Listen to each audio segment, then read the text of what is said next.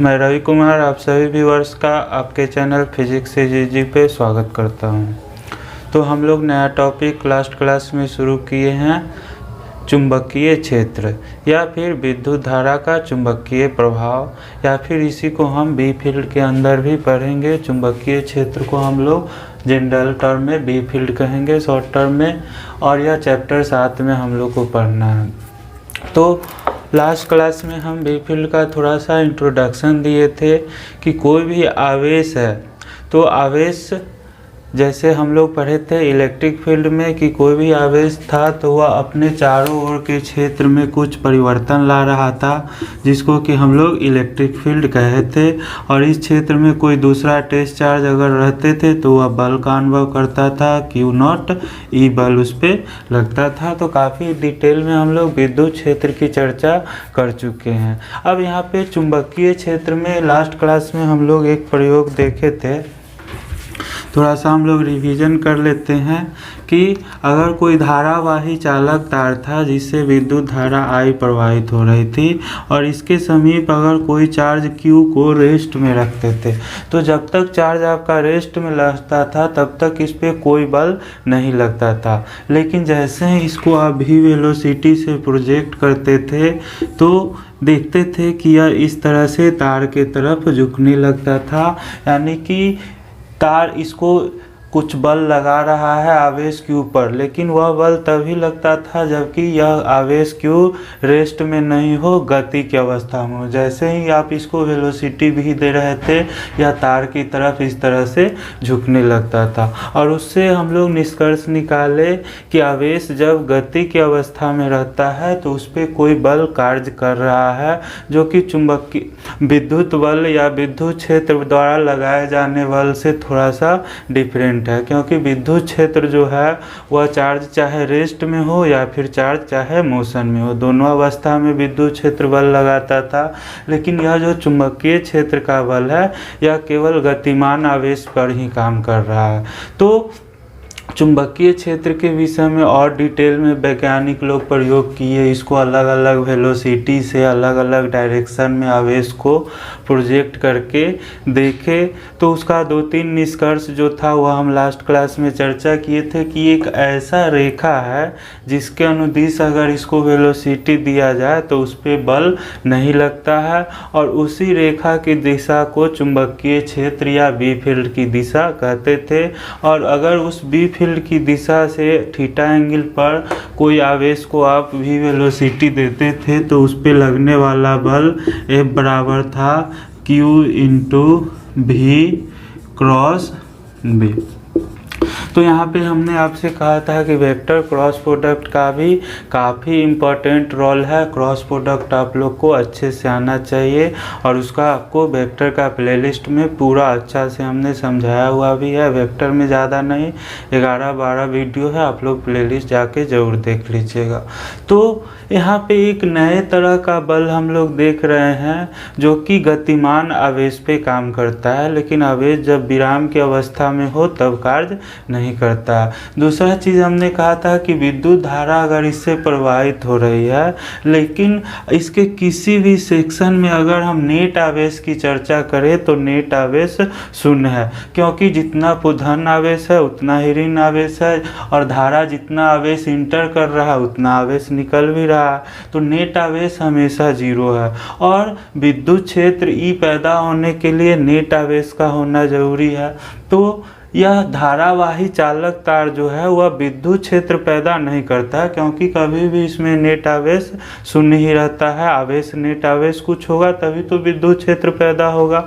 लेकिन उसके बावजूद आवेश को अगर भी वेलोसिटी देते हैं तो उस पर बल लगाता है, तो वह विद्युत क्षेत्र के कारण लगने वाला बल नहीं है, बल्कि चुंबकीय क्षेत्र के कारण लगने वाला बल है, जिसको कि हम कहते हैं विद्युत धारा का चुंबकीय प्रभाव। अब यहाँ पे मान लीजिए कि कोई पृथक्कृत आवेश है, मान लीजिए कि कोई पृथक्कृत आवेश है और इसको अपने चारों ओर यह क्या पैदा कर रहा है, तो विद्युत क्षेत्र ई पैदा कर रहा है। विद्युत क्षेत्र ई इसके क्षेत्र में आने वाले किसी भी दूसरे आवेश पे बल लगा रहा है। लेकिन जैसे ही अगर कोई पृथक्कृत चार्ज है और इसको हम वेलोसिटी भी दे देते हैं, यानी आवेश जब गति की अवस्था में आ जाए, ध्यान दीजिएगा, कोई भी पृथक्कृत आवेश हो और उसको आप क्या करते हैं, प्रोजेक्ट कर देते हैं, गति की अवस्था में ले आते हैं, तो यह दो तरह का क्षेत्र उत्पन्न करेगा, एक विद्युत क्षेत्र ई और दूसरा चुंबकीय क्षेत्र बी। तो विद्युत क्षेत्र ई के विषय में काफ़ी डिटेल से हम लोग पढ़ चुके हैं और अच्छे से आप लोग को ध्यान रखना है कि विद्युत क्षेत्र ई आवेश चाहे विरामावस्था में हो या फिर गति की अवस्था में हो, दोनों अवस्था में विद्युत क्षेत्र ई बल लगाने का काम करेगा। लेकिन चुंबकीय क्षेत्र बी तभी पैदा होता है जब आवेश आपका क्या हो, गति की अवस्था में हो, और यह बल भी तभी लगाएगा जब आवेश गति की अवस्था में हो। तो काफ़ी डिटेल में धीरे धीरे जाएंगे, इतना हम लोग इंट्रोडक्शन क्लास में कल पढ़े थे। आज के क्लास में हम टॉपिक आपका लिख दिए हैं, घबराना बिल्कुल नहीं है, आप लोग के एकदम एग्ज़ाम के हिसाब से ही हम फोकस रहेंगे, जिससे आपका सबसे पहला टारगेट हम लोग का बोर्ड एग्ज़ाम है। बोर्ड एग्ज़ाम दे लीजिए, फिर आपका कॉम्पिटिटिव एग्ज़ाम के लिए भी जितना प्रॉब्लम कहिएगा, प्रॉब्लम में कोई दिक्कत नहीं है, प्रॉब्लम भी करवाएंगे और प्रॉब्लम से कॉन्सेप्ट ज़्यादा क्लियर होता है। तो हेडिंग आज के लिए लिख दिए हैं कि विद्युत धारा का चुंबकीय प्रभाव, और उसको दर्शाने के लिए ऑस्टेड महोदय वैज्ञानिक थे, जिन्होंने एक प्रयोग करके बताया कि देखिए कि धारावाही चालक तार जो है वह भी विद्युत क्षेत्र पैदा करता है। और उसको दिखाने के लिए उन्होंने क्या किया, तो एक धारावाही चालक तार था, कोई इस तरह से देख लीजिए, तार ले लिए, कोई चालक तार ले लिए और इसको एक बैटरी से इस तरह से जोड़ दिए और एक स्विच लगा दिए, कुंजी लगा दिए। बहुत सिंपल प्रयोग है, देखिए। तो यह स्विच जैसे ही आपको इच्छा होगा इसको आप ऑन ऑफ आप कर सकते हैं कुंजी की सहायता से, और यह आपका एक धारावाही चालक तार है। ऑस्टेड महोदय का प्रयोग बहुत ही सिंपल है। अब इसके समीप उन्होंने एक चुंबकीय कंपास, कंपास आप लोग जानते होंगे, इस तरह से चुंबकीय सुई है। तो कंपास में क्या रहता है, सबको पता होगा कि एक छोटा सा चुंबकीय सुई रहता है, और चुंबकीय सुई के विषय में आप लोग जानते हैं कि इसको अगर स्वतंत्रता पूर्वक लटकाने पर हमेशा उत्तर दक्षिण या नॉर्थ साउथ की दिशा में यह ठहरता है। तो ऑस्टेड महोदय का प्रयोग बहुत ही सिंपल है। क्या किए, एक धारावाही चालक ले लिए, बैटरी से कनेक्ट कर दिए और एक कुंजी स्विच से उसको जोड़ दिए हैं। अभी स्विच को ओपन अवस्था में रखा गया है, स्विच अभी खुला नहीं है, यानी कि इससे धारा कोई प्रवाहित नहीं हो रही है। और चालक तार और यह चुंबकीय सुई, इसको क्या कहिएगा, चुंबकीय सुई, या इंग्लिश में कहते हैं कंपास। कंपास से दिशा का भी पता लगाया जाता है। तो चालक तार के समीप एक चुंबकीय सुई को पहले इस तरह से रखें कि चुंबकीय सुई और तार दोनों क्या हो, एक दूसरे के पैरेलल हो, दोनों एक दूसरे के समानांतर हो, इस तरह से अरेंजमेंट किए। अब जब तक स्विच आपका ओपन अवस्था में है, यानी कि तार से कोई धारा प्रवाहित नहीं हो रही है, तो चुंबकीय सुई और यह आपका चालक तार दोनों क्या है, एक सीध में है, चुंबकीय सुई में कोई विक्षेप नहीं है। लेकिन जैसे ही स्विच को ऑन करते हैं, इससे क्या हो जाता है, जैसे ही स्विच को ऑन पोजीशन में रखे चालक क्या होगा, तो बैटरी तार में धारा आई भेजेगा, और जैसे ही इसमें धारा प्रवाहित होना शुरू हुआ, चुंबकीय सुई में क्या हो जाता है, इस तरह से अगर नॉर्थ साउथ इस तरह से था तो इस तरह से चुंबकीय सुई में विक्षेप उत्पन्न हो गया। तो इस तरह से आप कह सकते हैं कि चालक तार में जैसे ही धारा प्रवाहित होना शुरू हुआ, चुंबकीय सुई में क्या हो गया, विक्षेप उत्पन्न हो गया। यह जो पहले तार के पैरेलल था यह अब क्या हो गया, घूम गया। तो इससे निश्चित रूप से आप यह कह सकते हैं कि चूंकि जब चालक तार से धारा प्रवाहित नहीं हो रही थी तो चुंबकीय सुई का इस तरह से नॉर्थ और साउथ कोई भी क्षेप नहीं था, लेकिन जैसे ही चालक तार से धारा प्रवाहित होना शुरू हुआ, चुंबकीय सुई में क्या हो गया, विक्षेप उत्पन्न हो गया। इस तरह से चुंबकीय सुई आपका घूम गया और यह क्लियर प्रदर्शित करता है कि विद्युत धारा जो है वह क्या कर रहा है, तो चुंबकीय सुई पे प्रभाव डाल रहा है, उसको विक्षेपित कर रहा है। मतलब क्या हो रहा है कि यह धारावाही चालक तार चुंबकीय सुई में विक्षेप उत्पन्न कर रहा है। और इसी चीज़ को प्रदर्शित करने के लिए क्या आपका पूछेगा बोर्ड के एग्जाम में कि ऑस्टेड का प्रयोग बताइए, कि विद्युत धारा के चुंबकीय प्रभाव को बताने के लिए ऑस्टेड का प्रयोग बताइए। बहुत सिंपली आप लोग कर लीजिएगा कि हम लोग एक धारावाही चालक तार या एक चालक तार को एक बैटरी और स्विच की सहायता से इस तरह से डायग्राम बना दीजिएगा, जोड़ देते हैं और उसके समीप एक चुंबकीय सुई को इस तरह से चुंबकीय सुई या कंपास को रखते हैं और इस तरह से रखते हैं कि चालक तार और चुंबकीय सुई दोनों क्या हो, एक दूसरे के पैरेलल हो। अब जैसे ही तार में धारा प्रवाहित होना शुरू होता है, कब शुरू होगा, तो कुंजी को ऑन पोजीशन में कर दिए, स्विच जैसे ही ऑन किए, बैटरी चालक तार में धारा आई भेजना शुरू कर दिया और जैसे ही आई भेजना शुरू किया, चुंबकीय सुई क्या हो गया, विक्षेपित हो गया, जो कि पहले तार के इस तरह से समानांतर था। अभी इसको अगर ऑफ पोजीशन लिखते हैं, अभी इसमें कोई धारा प्रवाहित नहीं हो रही है, सुई आपका इस तरह से है। जैसे ही स्विच को ऑन किए तो चुंबकीय सुई जो तार के पैरेलल था वह क्या हो गया, विक्षेपित हो गया। और इसी से आपको पता चल रहा है कि धारावाही चालक तार क्या कर रहा है, अपने आसपास के क्षेत्र में कुछ परिवर्तन ला रहा है। उसी को हम लोग क्या कर रहे हैं, चुंबकीय क्षेत्र कर रहे हैं। तो ऑस्टेड महोदय का प्रयोग बहुत सिंपल है, एग्जाम में अगर आएगा तो आसानी से आप लोग इसको लिख सकते हैं। इसका 2-3 निष्कर्ष जो है वह भी हम लोग लिख देते हैं जल्दी से। और आज एक और एक्सपेरिमेंट हम लोग पढ़ेंगे, क्योंकि जैसे विद्युत क्षेत्र रेखा के विषय में पढ़े थे, ठीक उसी तरह से चुंबकीय क्षेत्र रेखा भी होगा। और चुंबकीय क्षेत्र रेखा को प्रदर्शित करने के लिए एक प्रयोग का वर्णन करें, यह भी आपका लॉन्ग क्वेश्चन में पूछ सकता है और बहुत आसानी से हम लोग उसको भी कर लेंगे। तो हम अगला स्क्रीन लिखते हैं आपके सामने में। तो बोर्ड के एग्ज़ाम के लिहाज से एक आपका बहुत ही इम्पोर्टेंट क्वेश्चन बन रहा है और बहुत आसान क्वेश्चन बन रहा है कि विद्युत धारा के चुंबकीय प्रभाव को प्रदर्शित करने के लिए ऑस्टेड का प्रयोग का वर्णन करें। तो ऑस्टेड के प्रयोग में कहेगा कि ऑस्टेड महोदय ने एक चालक तार, बैटरी और कुंजी एवं एक कंपास या चुंबकीय सुई की सहायता से एक प्रयोग किया, जिसमें क्या कर रहे हैं, तो चुंबकीय सुई को शुरू में चालक तार के समानांतर उसके नज़दीक रखा गया, जबकि स्विच आपका ऑफ पोजीशन में था, बंद था। और जैसे ही स्विच को ऑन पोजीशन में रखते हैं, चालक तार में बैटरी क्या करता है, विद्युत धारा आई भेजता है और जैसे ही तार से धारा प्रवाहित होना शुरू होता है, चुंबकीय सुई में क्या हो जाता है, विक्षेप उत्पन्न हो जाता है। अगर यह पैरेलल था तो इस तरह से वह विक्षेपित हो गया। और इससे पता चलता है कि चालक तार अपने आसपास के क्षेत्र में क्या कर रहा है, कुछ प्रभाव उत्पन्न कर रहा है, जिसको कि हमने कहा चुंबकीय क्षेत्र या बी फील्ड। तो बहुत आसानी से आप इसको लिख सकते हैं, फिगर भी लिखना बहुत आसान है और मेरा फोकस पूरी तरह से अभी आपका बोर्ड एग्जाम है।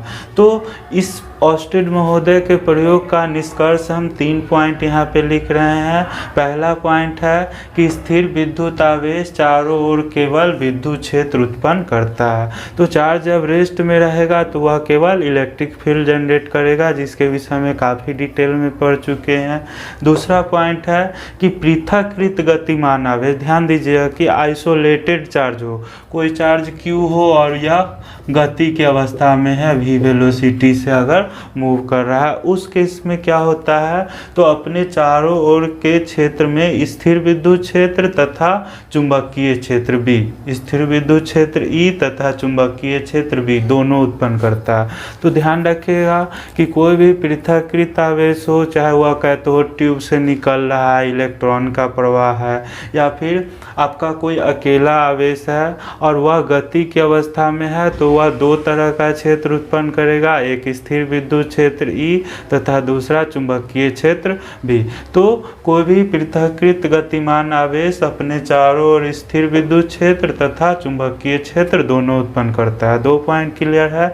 तीसरा पॉइंट कर रहा है कि धारावाही चालक तार अपने चारों ओर केवल चुंबकीय क्षेत्र या बी फील्ड उत्पन्न करता है।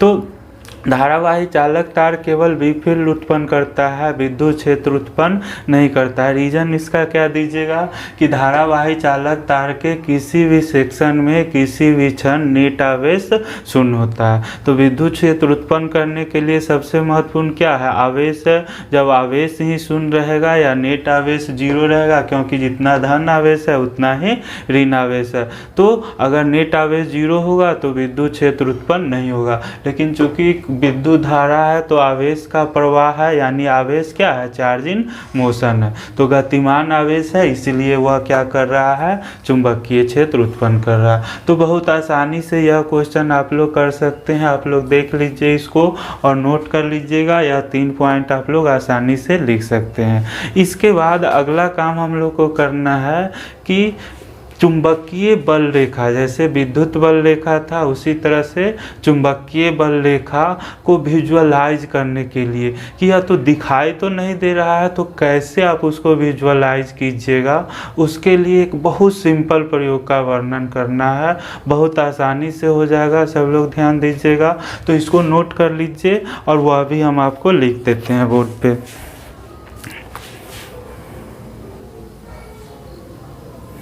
तो यहाँ पे सब लोग ध्यान से देखिए, एक क्वेश्चन हम लिख दिए हैं कि सीधे धारावाही चालक तार द्वारा उत्पन्न चुंबकीय क्षेत्र को दर्शाने हेतु एक प्रयोग का वर्णन करें। ठीक है, तो बहुत सिंपल से हम लोग क्या कर रहे हैं कि एक समतल गत्ते का टुकड़ा ले लिए, कागज का थोड़ा सा मोटा कूट जो होता है वह ले लिए और उसको बीच में छेद करके और एक सीधे धारावाही चालक तार को उसको नीचे से ऊपर की ओर इस तरह से आप गत्ते का टुकड़ा लीजिए, बीच में छेद करके सीधा धारावाही चालक को उसके आर पार इस तरह से निकाल दिए। बहुत सिंपल प्रयोग है।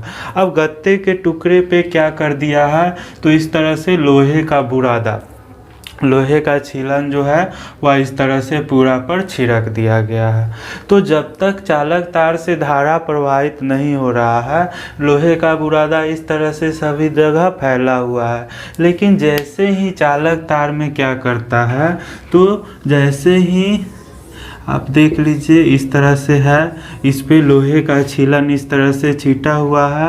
अब जैसे ही चालक तार में हम कोई बैटरी कनेक्ट करके और विद्युत धारा नीचे से ऊपर की ओर इस तरह से प्रवाहित करते हैं, कैसे है, गत्ते का टुकड़ा देख लो इस तरह से हथेली की तरह से है और चालक तार को बीच में छिद्र करके उसके आर पार इस तरह से ले जाया गया। तो जब तक चालक तार से कोई धारा प्रवाहित नहीं हो रहा है, लोहे का बुरादा इस तरह से रैंडमली इस पर है। जैसे ही तार से विद्युत धारा आई प्रवाहित करते हैं, तो क्या देखते हैं कि यह जो बुरादा जो इस तरह से अभी रैंडम है, वह तार के चारों ओर इस तरह से सकेंद्रीय वृत्त के रूप में व्यवस्थित हो जाता है। देख लीजिए इस तरह से तार के चारों ओर सकेंद्रीय वृत्त के रूप में व्यवस्थित हो जाता है। तो फिर से देख लीजिए, बहुत आसान प्रयोग है, इसलिए हम आप लोग को यहाँ पे करवा भी दे रहे हैं।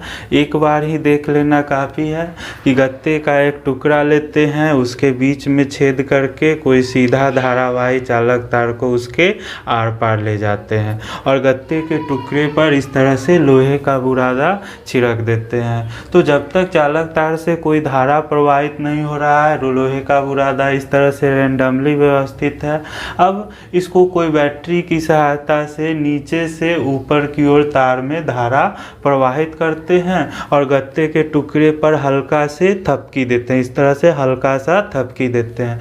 तो जैसे ही थपकी दीजिएगा तो यह जो लोहे का बुरादा इस तरह से रैंडमली फैला हुआ था वह क्या हो जाता है, तो तार के चारों ओर संकेंद्रीय वृत्त के रूप में फैल जाता है। और यही आपका क्या है, तो यह किसको प्रदर्शित कर रहा है, चुंबकीय बल रेखाओं, चुंबकीय बल रेखाओं को या चुंबकीय बल क्षेत्र, चुंबकीय क्षेत्र को प्रदर्शित कर रहा है। तो यह एक्सपेरिमेंट भी बहुत आसान है आप लोग के लिए, आसानी से आप लोग इसका वर्णन कर सकते हैं। अगर एग्जाम में पूछता है तो इस तरह से आप विजुअलाइज कर सकते हैं कि चुंबकीय क्षेत्र किस तरह से काम कर रहा है। तो यह भी देख लीजिए, थोड़ा सा इसको भी नोट कर लीजिएगा, फिर और कुछ पॉइंट आप लोग को करवा देते हैं एग्जाम के लिए।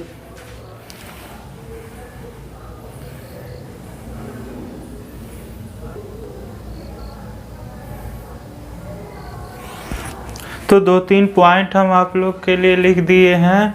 चुंबकीय बल रेखाओं की दिशा, तो इसको ज्ञात करने के लिए कई तरह का नियम है। एक नियम हम लिख दिए हैं दाएं हाथ के अंगूठे का नियम, राइट हैंड थंब रूल। क्या कहता है नियम, दाएं हाथ से धारावाही चालक तार को इस प्रकार पकड़ते हैं धारा की दिशा में रहे, तब उंगलियां जिस दिशा में मुड़ती है वही चुंबकीय बल रेखाओं की दिशा होती है। तो जैसे यह आपका दाहिना हाथ है और ये आपका चालक तार है, मान लीजिए इस तरह से ये आपका चालक तार है, तो इसको इस तरह से पकड़ेंगे कि अंगूठा किसकी दिशा में रहे, तो विद्युत धारा देखिए नीचे से ऊपर की ओर जा रहा है। तो अगर यह चालक तार है, विद्युत धारा नीचे से ऊपर की ओर जा रहा है, तो दाहिने हाथ से इसको इस तरह से पकड़ते हैं कि अंगूठा क्या बता रहा है, विद्युत धारा की दिशा में है।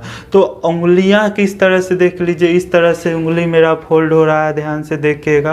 तो उंगली जिस तरीके से फोल्ड हो रहा है उसी तरीके से देख लीजिए। अगर यही चालक तार है, ऐसे पकड़ रहे हैं, अंगूठा विद्युत धारा की दिशा में है, तो उंगली कैसे फोल्ड हो रहा है, तो यही संकेंद्रीय वृत्त की तरह से उंगली फोल्ड हो रहा है। और यही क्या बताता है, तो चुंबकीय क्षेत्र की दिशा बताता है। तो दाएं हाथ के अंगूठे का नियम आसानी से देख सकते हैं। दाएं हाथ से धारावाही चालक को इस प्रकार पकड़ते हैं कि अंगूठा विद्युत धारा की दिशा में रहे, तब उंगलियां जिस दिशा में मुड़ती है वही चुंबकीय बल रेखाओं की दिशा होती है। इस तरह से धारावाही चालक तार है, इस तरह से पकड़े, करंट नीचे से ऊपर की ओर जा रहा है। देखिए अंगूठा आपका विद्युत धारा की दिशा में है, तो उंगली जिस तरह से फोल्ड हो रहा है बिल्कुल कैसे, संकेंद्रीय वृत्त की तरह से, जैसे कि लोहे का बुरादा आपका अरेंज हुआ है, तो वह किसकी दिशा बता रहा है,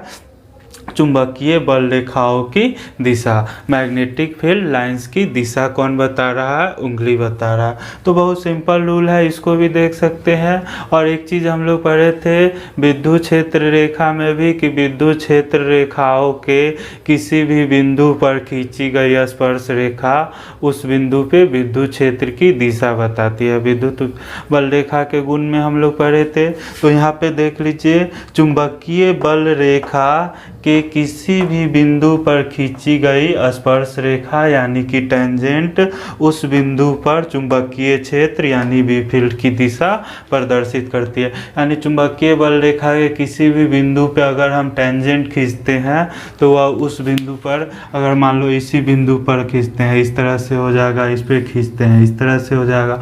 तो किसी बिंदु पर अगर टेंजेंट खींचते हैं तो वह क्या बताएगा, तो दिशा को बताएगा, बी फील्ड की दिशा को बताएगा। तो बहुत सिंपल है, कोशिश हम कर रहे हैं आप लोग का भी कि जो हम नेचुरल पढ़ाते थे ज़्यादा हम प्रॉब्लम पे फोकस करते थे और प्रॉब्लम से ही आपका फिर थ्योरी पे आ जाते थे, थ्योरी कंसेप्ट क्लियर कर लेते थे।